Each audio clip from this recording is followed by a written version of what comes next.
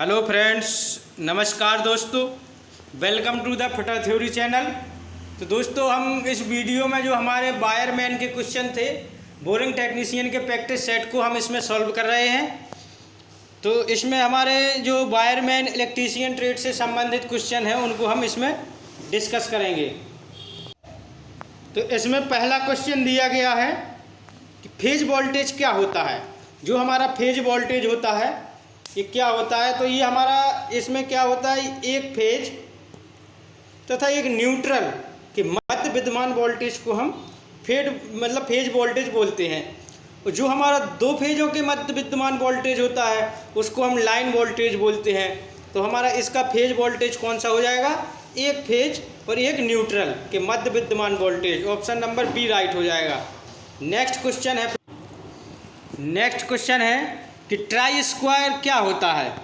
तो जो हमारा ट्राई स्क्वायर होता है दोस्तों, ये हमारा समकोण मापने वाला औजार है। ऑप्शन सी इसका राइट हो जाएगा। नेक्स्ट क्वेश्चन बताना है कि स्ट्रीट लाइटों के लिए निम्नलिखित में से किस ट्रांसफार्मर का प्रयोग किया जाता है।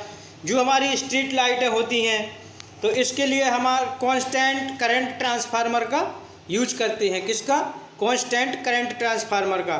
तो हमारा ए ऑप्शन राइट हो जाएगा। नेक्स्ट क्वेश्चन बताना है कि अल्टरनेटर क्या होता है। जो हमारा अल्टरनेटर होता है ये क्या होता है।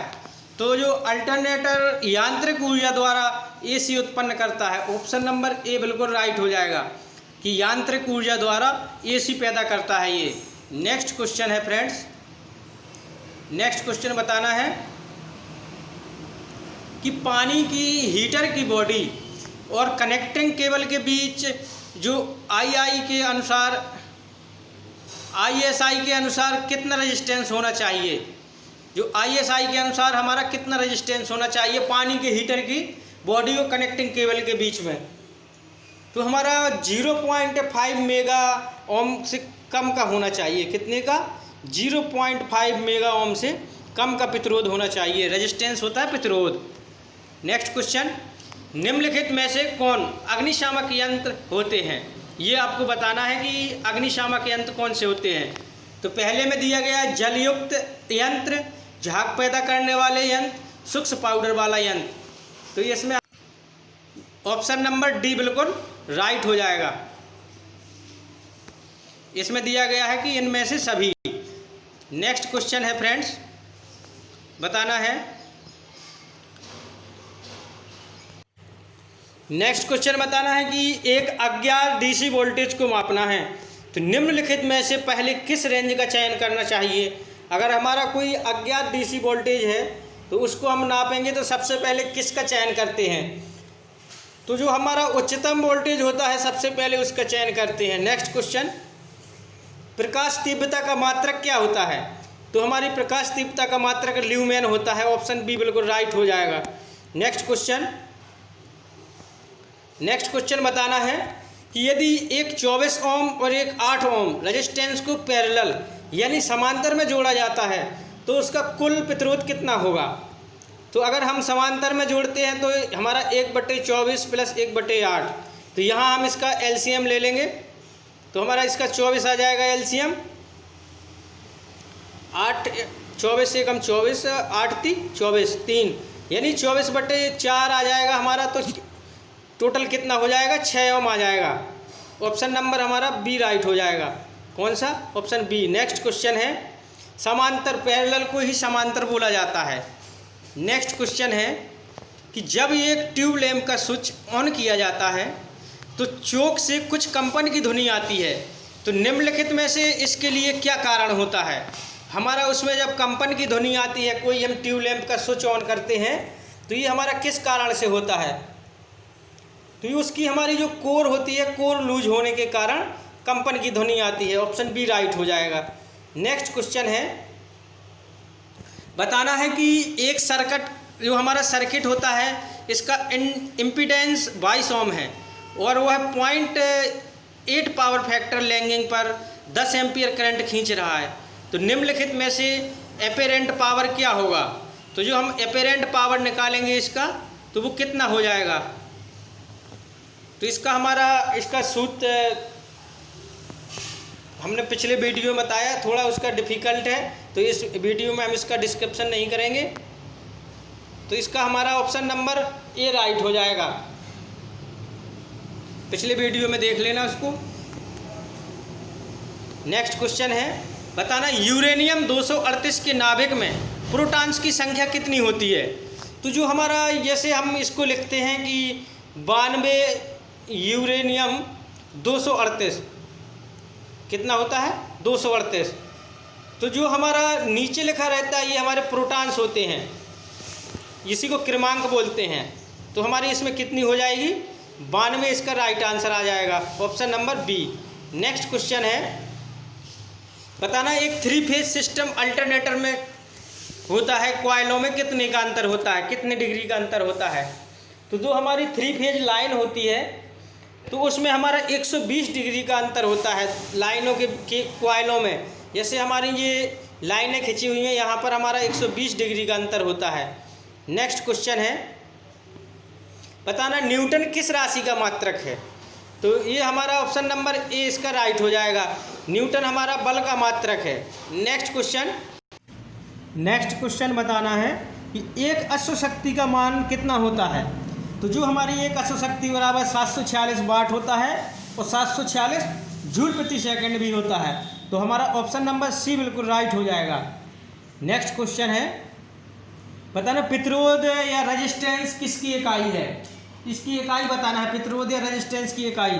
तो ये ओम होती है, ऑप्शन नंबर डी बिल्कुल राइट हो जाएगा, ऑप्शन नंबर डी राइट हो जाएगा। नेक्स्ट क्वेश्चन है कि बैटरी में लिक्विड जो पानी और सल्फ्यूरिक एसिड का एक मिश्रण होता है तो उसको हम क्या बोलते हैं। तो जो हमारा इलेक्ट्रोलाइट होता है उसको हम बैटरी में पानी और सल्फ्यूरिक एसिड के मिश्रण को इलेक्ट्रोलाइट बोलते हैं। हमारा ऑप्शन नंबर बिल्कुल सी राइट हो जाएगा। नेक्स्ट क्वेश्चन, बताना है कि बैटरी को फिट करते समय ध्यान दें कि सही क्या होना चाहिए उसका। तो उसकी सही पोलैरिटी होना चाहिए, क्या होनी चाहिए, सभी पोलैरिटी होनी चाहिए, ऑप्शन बी राइट हो जाएगा। नेक्स्ट क्वेश्चन है, एक इलेक्ट्रिक सर्किट में खाली स्थान है, अधिक होने से फ्यूज उड़ जाता है। तो हमारा वहाँ पर क्या अधिक होने से फ्यूज उड़ जाता है। तो जब हमारा एक शॉर्ट सर्किट के कारण करंट का बहाव अधिक होने के कारण फ्यूज उड़ जाता है, ऑप्शन नंबर बी इसका राइट हो जाएगा। Next question, lead acid battery की जो नेगेटिव प्लेट होती है वो किसकी बनी होती है। तो जो हमें बताना है, नेगेटिव प्लेट शीशा की बनी होती है, किसकी, पीबी की, शीशा। तो ऑप्शन नंबर बी बिल्कुल राइट हो जाएगा। नेक्स्ट क्वेश्चन कि बताना है आमीटर को सर्किट में जोड़ा जाता है। तो जो हमारा आमीटर होता है इसको सर्किट में कैसे जोड़ा जाता है। तो ये हमारा सीरीज में जोड़ा जाता है, यानी श्रेणी में जोड़ा जाता है आमीटर को। नेक्स्ट क्वेश्चन है, 300 डिग्री सेंटीग्रेड पर 1000 वाट या 230 वोल्ट हीटर के हीटिंग एलिमेंट के लिए निम्नलिखित में से किस साइज के नाइक्रोम वायर की आवश्यकता होती है। तो हमारा जो स्टैंडर्ड वायर गेज होता है उससे नाप के बताना है। तो जो हमारा ऑप्शन नंबर इसका डी राइट हो जाएगा, 24 कितना होता है, 24 SWG। तो ऑप्शन नंबर डी बिल्कुल राइट हो जाएगा। तो हमारा नेक्स्ट क्वेश्चन है कि एक high pressure mercury vapour lamp में मरकरी वेपर लैंप डिस्चार्ज होता है। तो ये किस कारण से होता है। तो ये हमारे जब बहुत अधिक प्रेशर पर होता है तभी हमारा ये डिस्चार्ज होता है, ऑप्शन नंबर ए राइट हो जाएगा। नेक्स्ट क्वेश्चन है फ्रेंड्स कि जब 250 वोल्ट और 100 वाट के दो बल्बों को तो 250 वोल्ट सप्लाई के साथ सीरीज में जोड़ा जाता है तो ये क्या देते हैं। तो जब हमारे कोई श्रेणी क्रम में जुड़ा रहता है तो वहाँ पर हमारा क्या होता है, डिम लाइट देता है। ये क्या देता है, डिम लाइट देता है।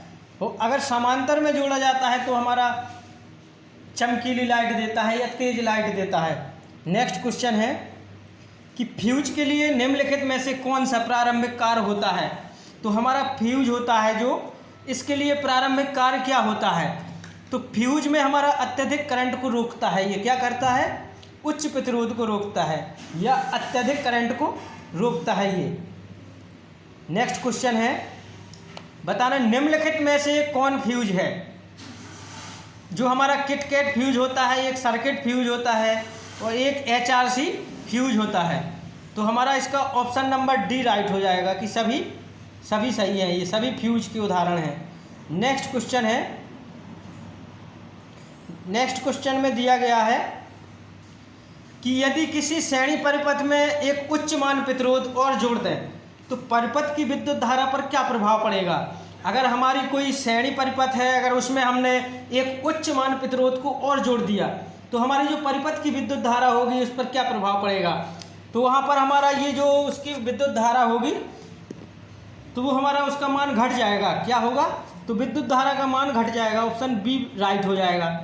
नेक्स्ट क्वेश्चन है फ्रेंड्स, बताना है कि यदि 20 किलो ओम प्रतिरोध मान वाले प्रतिरोध के समांतर क्रम में 5 ओम का एक प्रतिरोध और जोड़ दिया जाए तो हमारा वहाँ पर कुल प्रतिरोध कितना हो जाएगा।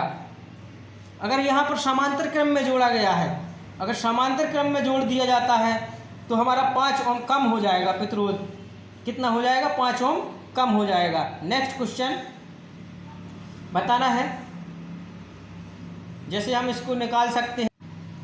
नेक्स्ट क्वेश्चन है, कई परिपथों को एक साथ ऑन ऑफ करने वाले विद्युत स्विच को क्या कहते हैं। जैसे हमारे कई परिपथ हैं, एक साथ ऑन ऑफ करना है तो वहाँ पर हम कंटैक्टर लगाते हैं तो उसका यूज करते हैं, किसका, कंटैक्टर का। नेक्स्ट क्वेश्चन है कि जिस धात्विक छड़ या प्लेट के माध्यम से विद्युत धारा विलयन से बाहर निकलती है। जैसे हमारा कोई यहाँ पर एक विलयन है, जैसे एक हमारा ये विलयन हुए और एक यहाँ पर कैथोड और एक एनोड लगा हुआ है, तो जब हमारी विद्युत धारा विलयन से बाहर निकलती है तो वहाँ पर हमें बताना है, वहाँ हम एनोड से बाहर निकलती है, किससे, जो हमारा एनोड होता है एनोड से बाहर निकलती है और प्रवेश करती है तो ये हमारी कैथोड से। जो विलयन में कोई विद्युत धारा विलयन में प्रवेश करती है तो कैथोड के माध्यम से, और जब बाहर निकलती है तो एनोड के माध्यम से। तो हमारा इसमें ऑप्शन नंबर बी राइट होना चाहिए। कौन सा, बी राइट होता है। नेक्स्ट क्वेश्चन, एक अर्ध आवेशित बैटरी का विद्युत वाहक बल, ये विद्युत वाहक बल कितना वोल्ट होता है या सेल होता है, तो ये हमें बताना है। तो हमारा ये 2 से लेके 1.15 तक होता है। कितना होता है, 2 से लेकर 1.15 तक होता है विद्युत वाहक बल अर्ध आवेशित बैटरी का। नेक्स्ट क्वेश्चन है, निम्नलिखित में से किसे उत्पन्न करने के लिए अल्टरनेटर का प्रयोग किया जाता है। तो जो हमारा अल्टरनेटर होता है फ्रेंड्स, ये केवल एसी को उत्पन्न करता है। किसको, एसी को उत्पन्न करता है ये केवल। नेक्स्ट क्वेश्चन, संपूर्ण क्षति या टोटल लॉस क्या होता है।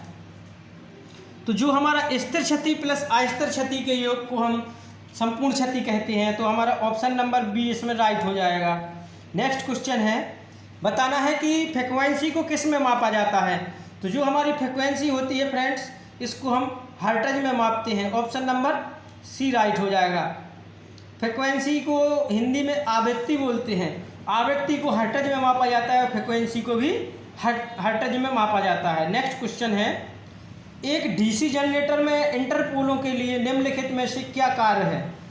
तो जो हमारा डीसी जनरेटर है और उसके इंटरपोलों के लिए हमारा कौन सा कार्य हो जाएगा, उसको हम स्टैटिकली उत्पन्न वोल्टेज को प्रभावहीन करना, बिना संपर्क वाला कम्यूटेटर बनाना और कम्यूटेशन को रफ से स्मूथ में बदलना।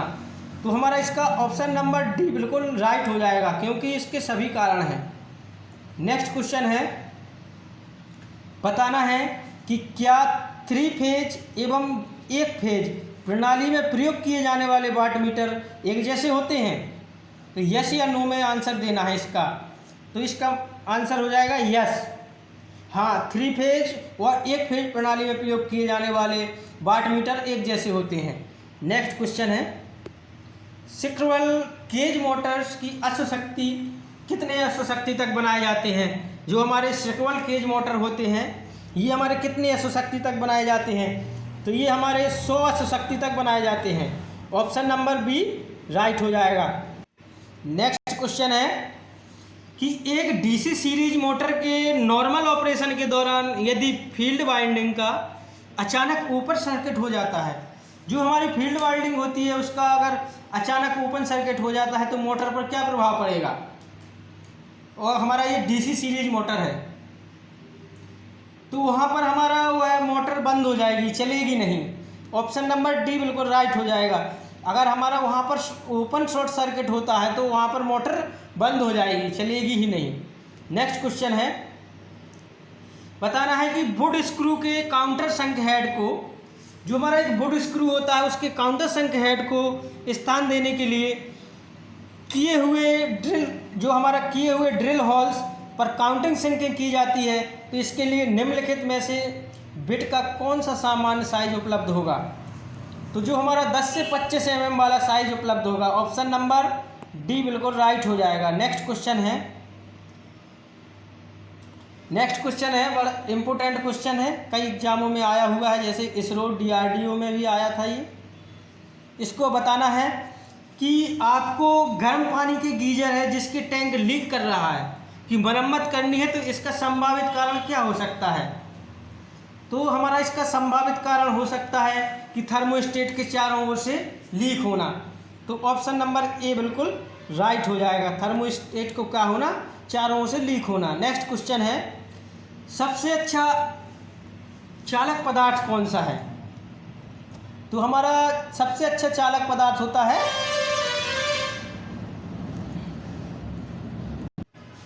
तांबा होता है। सबसे अच्छा चालक पदार्थ कौन सा होता है? तांबा, कॉपर।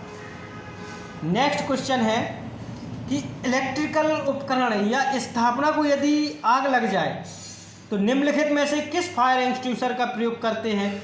तो जो हमारी विद्युत से लगी हुई आग को बुझाने के लिए हम वहाँ पर किस फायर एक्सटिंग्विशर का प्रयोग करते हैं? तो वहाँ पर हम हेलन टाइप, जिसको हम हेलन टाइप बोलते हैं, इसी को हम CTC एक्सटिंग्विशर बोलते हैं। तो हमारा ऑप्शन नंबर बी बिल्कुल राइट हो जाएगा। नेक्स्ट क्वेश्चन है, बताना है कि एक फंक्शन जनरेटर द्वारा उत्पन्न किए जा सकने वाला अधिकतम वोल्टेज निम्न में से कौन सा हो जाएगा? तो जो हमारा फंक्शन जनरेटर होता है फ्रेंड्स, ये अधिकतम 20 वोल्टेज तक ही करंट उत्पन्न करता है। तो ऑप्शन नंबर बी इसका राइट हो जाएगा। नेक्स्ट क्वेश्चन है, बताना है एक 6 पोल और 60 हर्ट्ज अल्टरनेटर के लिए निम्नलिखित में से कौन सी स्पीड होती है? तो जो हमारा 6 पोल और 60 हर्ट्ज होता है उसके लिए हमारी स्पीड होती है 1200 RPM। तो ऑप्शन नंबर सी राइट हो जाएगा। तो हमारा नेक्स्ट क्वेश्चन है कि क्वार्टज क्रिस्टल का प्रयोग अधिकतर किया जाता है। जो हमारे क्वार्टज होते हैं ये इस क्रिस्टल का प्रयोग अधिकतर करते हैं, तो इसका हमारा कौन सा कारण है, क्यों इसका हम अधिकतर प्रयोग करते हैं? तो हमारा इसका कारण है क्योंकि यह पूर्णतः इलास्टिक होता है। ऑप्शन नंबर सी राइट हो जाएगा।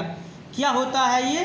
पूर्णतः इलास्टिक होता है। नेक्स्ट क्वेश्चन है, बताना है कि प्रत्येक सोलर सेल में ओपन सर्किट वोल्टेज होता है, तो जिसका मान निम्नलिखित में से किसके बराबर होता है?